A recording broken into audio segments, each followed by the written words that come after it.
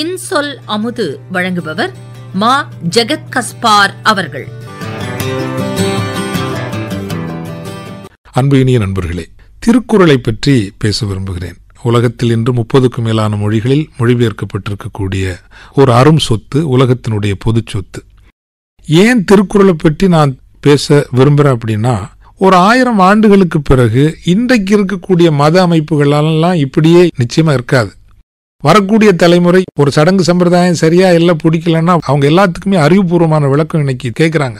இன்றைக்கு இருக்கக்கூடிய மத அமைப்புகள், சடங்குகள், சம்பிரதாயங்கள் நிச்சயமாக இருக்காது என்பது என்னுடைய தனிப்பட்ட ஒரு எண்ணம், ஒரு துணிவு. ஆனால் இந்த உலகம் முடிகின்ற வரைக்கும் 10,000 20,000 ஆண்டுகளானாலும் அறம், ஆன்மீகம், அருள் சார்ந்த தேடல்கள், நாடல்களுக்கான ஒரு தேவை இருந்து கொண்டே இருக்கும். எனில் இந்த உலகத்திலேயே எந்த மத சாயலும் இல்லாமல், வெளிப்படையான மத அடையாளம் இல்லாமல் ஒரு உலகத்திற்கு பொதுவான அறநூலாக இருப்பதற்கு தகுதி இருக்கிறது என்றால் அது திருக்குறள் மட்டும்தான் என்பது என்னுடைய எண்ணம்.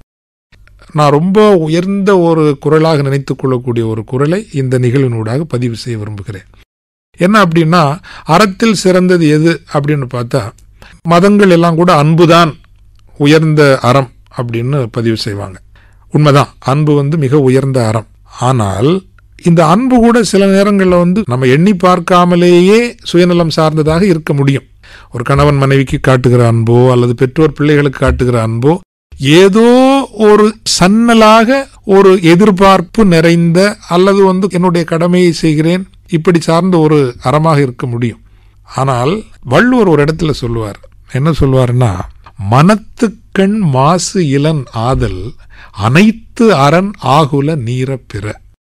இந்த தாட்டை யாருமே உலகத்தில் சொல்லலன்னு நினைக்கிறேன். Purity of heart is the ultimate reference of எத்திக்ஸ்ங்கிறது. ஆத்மாவினுடைய தூய்மை தான். எல்லா அறங்களுக்கும் உரைகள் என்பது இதயத்தினுடைய தூய்மைதான். மீண்டும் சொல்லுகிறேன், அன்பில் கூட நமக்கு தெரியாமல் சில நேரங்களில் சுயநல கலப்படங்கள் இருக்க வாய்ப்பு உண்டு. ஆனால் அதையும் கடந்து வள்ளுவர் சொல்லுகிறார், நீ எதை செய்தாலும் எதை நினைச்சாலும் மனத்துக்கண் மாசு இல்லாமல் சிந்திப்பாயே ஆனால், செயற்படுவாயே ஆனால் அதுதான் எல்லா அறங்களுக்கும் உரைகள் என்று அவர் சொல்லுவது உண்மையிலேயே இந்த எத்திக்கல் திங்கிங்ல ஒரிஜினல் தாட் என்று சொல்லலாம்.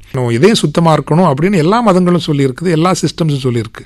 ஆனால் அறங்களுக்கெல்லாம் அறம் இதுதான் என்கின்ற பார்வையை வள்ளுவர் தான் முன்வைத்திருக்கின்றார். இன்னொன்று, அவர் எந்த மன்னனையும் பாடவில்லை, எந்த நிலத்தையும் பாடவில்லை, தனிப்பட்ட எந்த இனக்குழுமத்தையும் பாடவில்லை.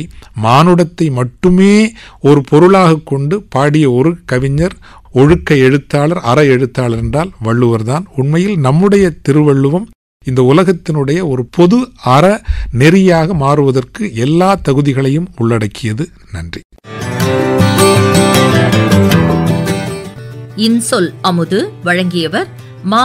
ஜெகத் கஸ்பார் அவர்கள்.